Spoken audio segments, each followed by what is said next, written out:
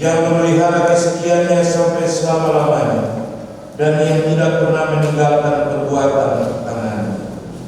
Amin. Kasih karunia dan damai sejahtera Natal kiranya menyertai jemaat sekalian. Kita akan menyanyi nyanyian rohani nomor 33, ayatnya yang pertama dan ayatnya yang kedua. Yang Tuhan di surga menjadi rendah.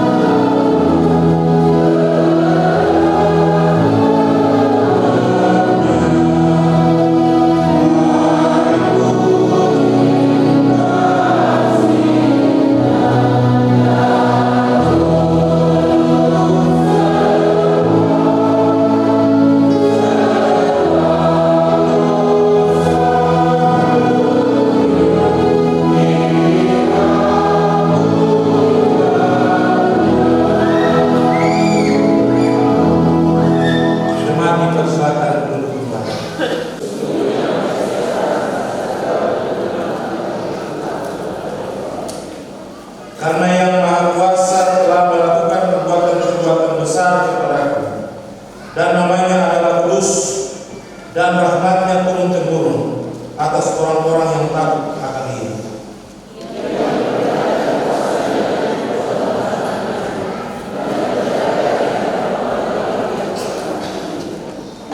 Tuhan menolong dan menyelamatkan umat-Nya, karena Ia mengingat akan kasih setia dan rahmat-Nya yang benar besar bagi sisi. Kami mohon kiranya Kristus memerintah dalam hati kami, dan Roh Kudus memimpin kami ke dalam kebenaran dan hidup. Dengarlah berita anugerah dan petunjuk hidup baru, ayat 37 sampai ayat 44 yang berkata, kasihilah Tuhan Allahmu dengan segenap hatimu, dan dengan segenap jiwamu, dan dengan segenap akal budimu. Itulah hukum yang pertama dan yang pertama. Dan hukum yang kedua yang sama dengan itu ialah, kasihilah sesama manusia seperti dirimu sendiri. Pada kedua hukum inilah tergantung seluruh hukum Taurat dan kitab para nabi. Alangkah besar kasih-Nya, murah suci pekerjaan. Orang-orang maju sungguh berangkat tanpa malaikat Tuhan kepada Yusuf dalam mimpi dan berkata, bangunlah, ambillah anak itu serta ibunya, larilah ke Mesir dan tinggallah di sana sampai aku berfirman kepadamu, karena Herodes akan mencari anak itu untuk membunuh dia. Maka Yusuf pun bangunlah dan diambilnya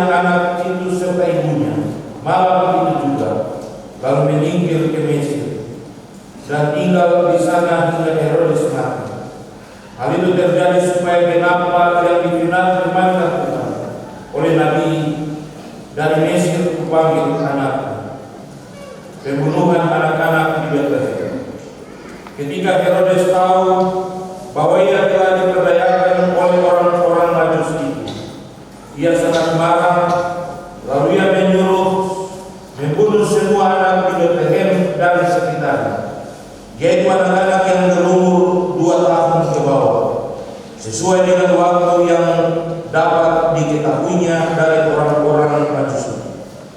Dengan demikian genaplah firman yang disampaikan oleh Nabi Yeremia. Terdengarlah suara derama, tangis dan ratap yang amat sedih. Rahel menangis anak-anaknya, dan ia tidak mau dihibur sebab mereka tidak ada lagi. Kembali dari Mesir. Setelah Herodes mati, tampaklah malaikat Tuhan kepada Yusuf dalam mimpi di Mesir, katanya, bangunlah, ambillah anak itu serta ibunya, dan berangkatlah ke tanah Israel, karena mereka yang hendak membunuh anak itu sudah mati. Lalu Yusuf pun bangunlah, diambilnya anak itu serta ibunya, dan pergi ke tanah Israel. Tetapi setelah didengarnya bahwa Archelaus menjadi raja di Yudea, menggantikan Herodes ayahnya, ia takut ke sana. Karena dinasihati dalam mimpi, pergilah Yusuf ke daerah Galilea. Setibanya di sana, ia pun tinggal di sebuah kota bernama Nazaret. Hal itu terjadi supaya genaplah firman Tuhan yang disampaikan oleh nabi-nabi, bahwa ia akan disebut orang Nazaret. Demikian firman Tuhan bagi kita saat ini. Ternyata tantangan dan harapan adalah dua sisi yang sama, ibarat seperti mata uang yang selalu menghiasi kehidupan manusia ketika manusia itu ada dan menjalani sebuah proses perjalanan hidup yang panjang. Ia akan ada dalam kandungan, lahir, bertumbuh, dewasa sampai menikah. Pasti berhadapan dengan apa yang disebut dengan tantangan, dan juga ada harapan yang harus kita jalani. Tantangan yang akan kita hadapi itu baik tantangan dalam bentuk internal maupun eksternal di tengah-tengah hidup ini. Tapi sepanjang perjalanan hidup ini, kita akan tetap ada dan menjalani segala macam proses dengan bermacam-macam pertemuan dan segala macam hal yang kita hadapi. Tetapi di tengah-tengah tantangan dan pertemuan yang berat itu, terselip sebuah harapan yang senantiasa menjadi bagian dari kehidupan kita, yang kita jalani di tengah-tengah hidup dalam seluruh perjalanan yang kita alami. Tentu Bapak Ibu, ketika Yesus yang adalah Tuhan dan Juru Selamat Allah, Juru Selamat manusia, yang ditentukan dan ditetapkan oleh Allah dalam melaksanakan karya keselamatan yang Allah lakukan bagi manusia, diutus oleh Allah ke dalam dunia, ternyata mengalami tantangan dan pergumulan yang besar di tengah-tengah kelahirannya. Di kandang yang hina, dibungkus dengan lampin, terbagi dalam palungan. Belum lagi ketika ia ada dihadiri di tengah-tengah ayah dan ibunya, ia mengalami penolakan. Ia harus menyingkir ke Mesir sesuai bacaan kita dengan berbagai macam persoalan yang ada. Dan di situ kita bisa melihat ada kemauan dan kehendak keras dari pihak Allah untuk terus mau melaksanakan karya keselamatan itu di tengah-tengah kehidupan umat manusia. Di tengah-tengah tantangan dan pergumulan itu, Tuhan tetap ada dan bertindak, serta bertindak sesuai dengan apa yang harus dia kerjakan di tengah-tengah rencana karya keselamatan. Itulah sebabnya dalam bagian ini kita bisa melihat bagian dari bagian yang bisa mengajak kita, menjelaskan kepada kita untuk bagaimana kita memahami bagian firman Tuhan. Ayat 13 dikatakan bahwa setelah orang-orang Majus itu berangkat, nampaklah malaikat Tuhan kepada Yusuf dalam mimpi dan berkata, berkata, bangunlah, ambillah anak itu serta ibunya. Larilah ke Mesir dan tinggallah di sana sampai aku berfirman kepadamu, karena Herodes akan mencari anak itu untuk dibunuh. Bapak Ibu, nampaklah malaikat Tuhan kepada Yusuf dalam mimpi, merupakan sebuah peristiwa yang memiliki dua sisi, yang memiliki visi di mana Yusuf disuruh untuk mengambil dan mengangkat anak serta ibunya supaya mereka menyingkir ke Mesir. Dan mimpi yang kedua memberi petunjuk bahwa Yusuf harus melakukan segala sesuatu yang dikerjakannya sebagai orang yang dipercayakan oleh Allah untuk menjaga, melindungi anak yang dikandung. Kalau kita baca ayat Matius pasal 1 ayat 20 dan 21, dalam mimpi kedua memberi katakan kepada Yusuf bahwa Herodes akan membunuh Yesus dan tindakan Allah akan terus ada dan melindungi bayi. Kemudian ayat 14, Yusuf bangun dari tidurnya, diambilnya anak dan ibunya, memperlihatkan adanya sebuah kerjasama yang dilakukan oleh Allah dengan Yusuf. Dan ini juga mengingatkan sebuah proses kehidupan Israel di masa lalu, ketika orang-orang Israel ada di tanah Mesir sebagai orang-orang yang ada dalam perbudakan. Rupanya ketika orang-orang itu harus kembali kepada Israel, ada banyak orang Mesir, orang Israel tinggal di Mesir dan tidak kembali ke Israel. Kalau di Mesir itu tempatnya namanya Gosen. Disitulah tinggal orang-orang Yahudi atau orang-orang Israel di tanah Mesir dari dulu sampai sekarang ini. Waktu kita ke Mesir, di pinggir sungai Nil itulah terjadi atau tempat di mana Yesus itu dia tinggal dan ia besar tumbuh dan pada akhirnya bisa kembali ke Israel sesuai dengan yang difirmankan. Kalau sampai di Mesir itu semua tempat itu hangus, hanya di tanah Gosen itu saja yang kelihatannya penuh dengan segala macam yang memenuhi kebutuhan. Sehingga ketika kita melihat tentang perjalanan umat Israel dan rencana karya keselamatan Allah bagi manusia,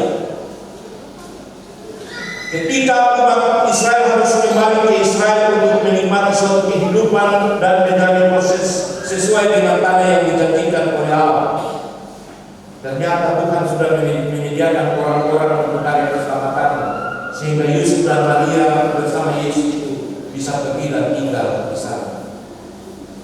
Itulah rencana Allah yang begitu luar biasa.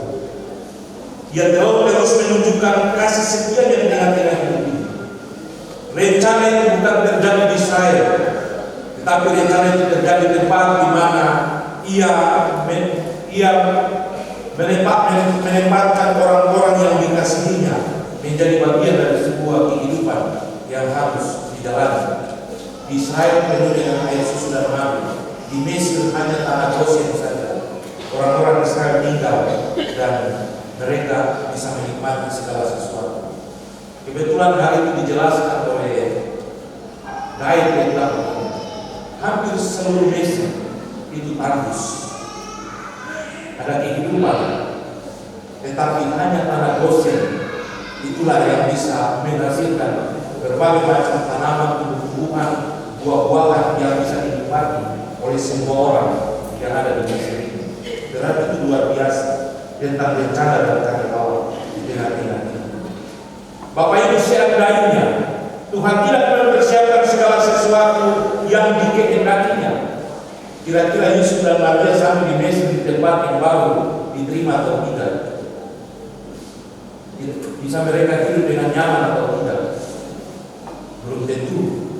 Tapi rencana dan karya Allah itu luar biasa, dan Dia telah menentukan apa yang harus Dia kerjakan dalam karya keselamatan. Kemudian ayat yang ke-15 dari bacaan kita hari ini, Dikatakan pergi ke Mesir dan menetap di sana bukanlah sesuatu hal yang aneh, sebab Tuhan telah menyediakan segala sesuatu yang harus dikerjakan olehnya sesuai karya dan perencanaannya. Dan tinggal di sana hingga Herodes mati. Hal itu terjadi supaya genaplah yang difirmankan Tuhan oleh Nabi, dari Mesir kupanggil anakku itu. Kita bisa baca dalam Hosea pasal 11 ayat 1. Dari Mesir kupanggil anakku itu. Bapak Ibu yang diberkati Tuhan, ada persamaan yang menarik antara penyingkiran ke Mesir dan sejarah Israel sebagai suatu bangsa yang baru lahir. Israel menyingkir ke Mesir seperti yang dialami oleh Yesus sebagai anak-anak Allah, memimpin Israel keluar dari tanah Mesir. Allah membawa Yesus pulang dari tanah Mesir, dan kedua peristiwa ini menunjukkan sebuah karya penyelamatan Allah yang besar bagi dunia ini. Ketika Yakub dan anak-anaknya kelaparan, semua menyingkir ke Mesir. Tuhan menjaga mereka, menyertai mereka, dan Tuhan juga membawa mereka sampai kembali ke tanah Israel. Yesus pun demikian. Untuk sebuah proses karya keselamatan itu, Ia membawa Yusuf dan Maria ke Mesir, merawat, menjaga, menyertai, melindungi mereka, dan pada akhirnya Dia harus kembali. Sehingga kalau kita baca sampai ayatnya yang ke-23, dikatakan maka tibalah setibanya mereka di sana, Ia tinggal di sebuah kota yang bernama Nazaret. Hal itu terjadi supaya genaplah firman yang disampaikan oleh nabi-nabi bahwa Ia akan disebut orang Nazaret. Semua terjadi dalam sebuah rangkaian peristiwa yang luar biasa di tengah-tengah perjalanan yang ada. Bapak Ibu yang diberkati Tuhan, melalui pembacaan Alkitab kita di saat ini dan tema perenungan kita Natal, Tantangan dan Harapan, mau mengantar kita untuk memahami beberapa hal penting bagi kita dalam karya Natal kedua ini. Yang pertama, manusia lahir dari perempuan, singkat umurnya dan penuh kegelisahan. Itulah sebuah tantangan yang menjadi bagian dari kehidupan ini. Ayub pasal 14 ayat 1. Tantangan dan harapan akan selalu ada dan mengisi kehidupan kita setiap kita ada dan menikmati hidup ini. Kita akan menjalani seluruh proses kehidupan yang kita lalui. Paulus dia bilang begini, jangan kaget. Ketika kamu mengikuti Yesus, dunia akan membenci kamu. Kamu akan memikul salib, dan itulah sebuah proses penderitaan yang kita lalui. Tantangan akan menjadi bagian dari kehidupan kita, tapi harapan kita hanya satu: Tuhan pasti menolong dan memberi kekuatan kepada kita. 1001 macam tantangan menjadi bagian hidup kita yang akan membuat kita telah mampu lagi. Dan kita bilang, Yesus angkat saya sudahkah, panggil saya sudahkah, karena tantangan itu berat. Tapi kalau penyakit boko, Tuhan pukul dan apa satu-satu, aku ingin hidup 1000 tahun lagi. Wah, bahkan ini tadinya menangis, berteriak, Tuhan ambil saya, sudahkah? Tapi kalau sakit, Tuhan aku ingin hidup 1000 tahun lagi. Padahal kita begitu juga luar biasa. Ada satu cerita, Pak itu anak dua ini berdua pergi mancing. Berdua tadi ikan juga banyak, ada besar-besar, ada kecil-kecil. Tapi tiba-tiba ini ombak hajar mereka mulai dapat satu-satu. Mulai menggulai dipendain ke darat. Tapi ombak juga semakin besar dari mapaci itu pakai, tapi saya berdua dulu ya. Lalu dia berdoa, Tuhan, kalau kau kasih keselamatan untuk kami, nanti saya kasihkan yang besar-besar untuk kau. Paci ada PKM harus ditendang dan ditembak di bawah gila kan. Mencari setengah mati baru kau kasih Tuhan, enak-enak saja. Dan itulah hidup kita. Kita mau yang enak-enak dengan berbagai macam hal yang kita nikmati di tengah-tengah hidup ini.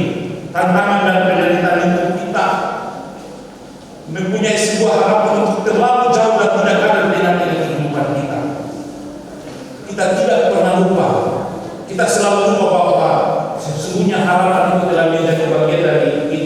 yang harus kita jalani dengan pertemuan hidup ini. Yesus dia bilang begini, aku akan bersedia menolong kamu ketika kamu tidak pernah mengharapkan pertolongan itu. Itu Yesus bilang loh. Jadi jangan main-main. Tantangan itu tetap ada, tapi harapan itu bisa menjadi sebuah pergumulan atau sebuah kenyataan yang bisa menikmati hidup yang kita nikmati dengan penuh pengharapan yang besar. Saya pernah cerita tentang yang 4 lilin kan, lilin iman, lilin kasih, lilin cinta, dan terakhir ada lilin pengharapan. 3 lilin dia mati-mati, serta lilin pengharapan. Anak kecil dia takut terhadap kegelapan, dia bilang jangan mati karena saya takut pada kegelapan. Lalu lilin pengharapan bilang jangan takut, selagi masih ada aku mampu menyalakan ketiga lilin yang telah mati. Kita punya Yesus loh, yang mampu memberikan pengharapan itu kepada kita. Bapak Ibu kalau rajin baca televisi, nonton berita, dikatakan bahwa tahun 2003 dunia ini akan mengalami berbagai macam krisis keuangan, berbagai macam pergumulan dan tantangan yang luar biasa di tengah-tengah pergumulan hidup ini. Kita ada dalam kesulitan-kesulitan yang begitu luar biasa. Lalu pertanyaannya, mau mati sekarang sebelum 2023 kan? Mau bertahan menjalani proses kehidupan di 2023 daripada menderita di 2023, daripada itu sudah di 2022. Tapi Tuhan Yesus bilang begini, takut sampai masih ada saya.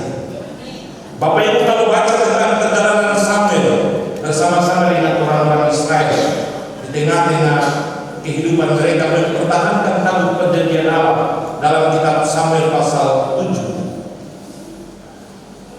Di situ Samuel bilang begini, dia ambil batu untuk bertaruh dan dia bilang untuk orang Israel, sampai di sini Tuhan menolong kita, Ebenezer. Dengan perhentian itu dia bilang begini, saya cuma mau kasih tahu kamu 3 hal. Lihat ke belakang, lihat di depan, jangan lupa lihat di atas. Lihat di belakang Yesus, tantangan banyak ini kalau sudah lewati kan, tapi hari ini Tuhan masih jadi ketua.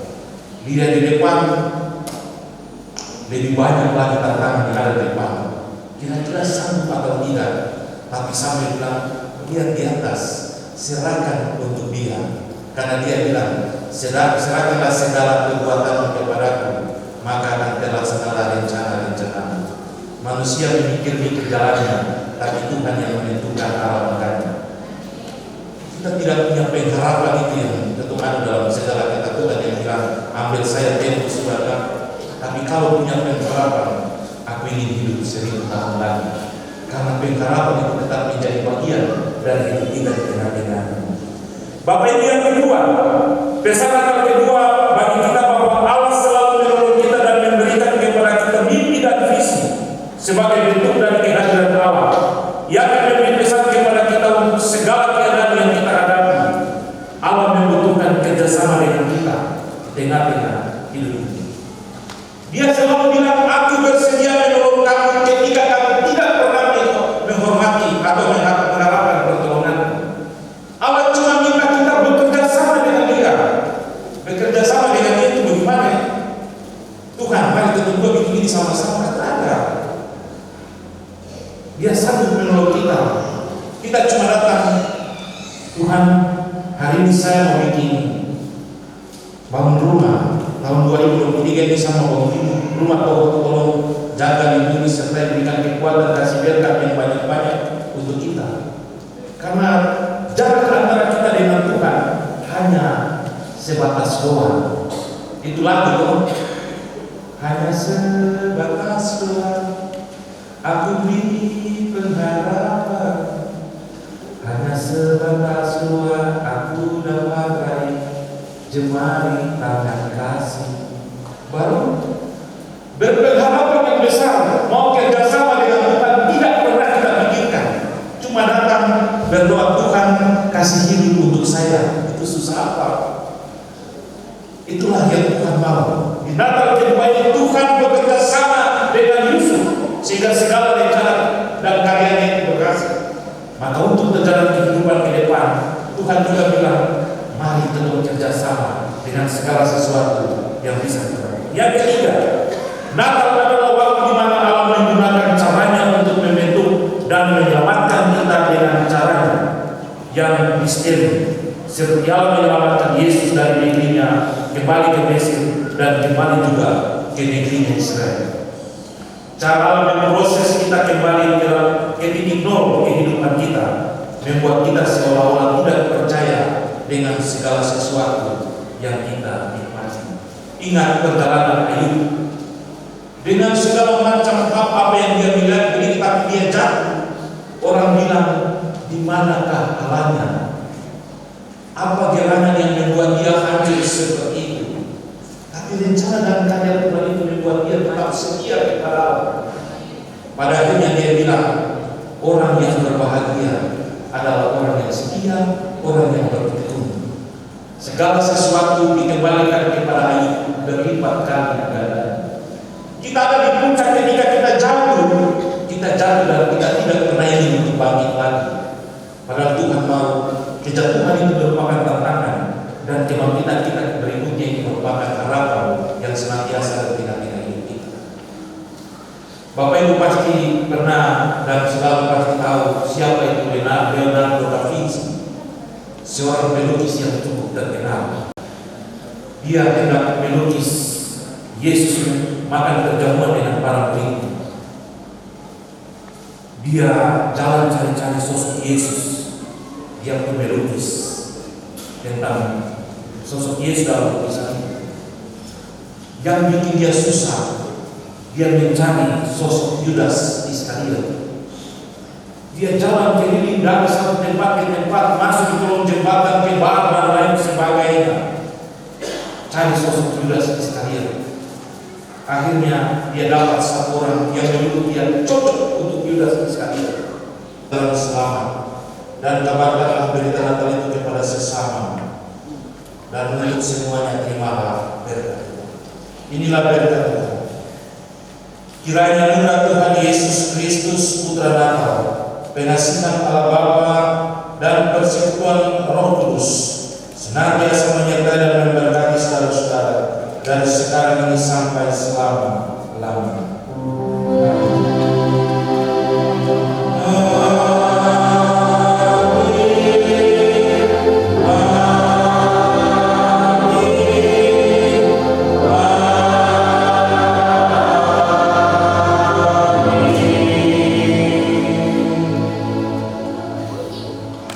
Amin. Ibadah selesai dan atas nama pelaksana harian Majelis Jemaat Efata Bali kami mengucapkan selamat siang, selamat merayakan Natal tahun 2023.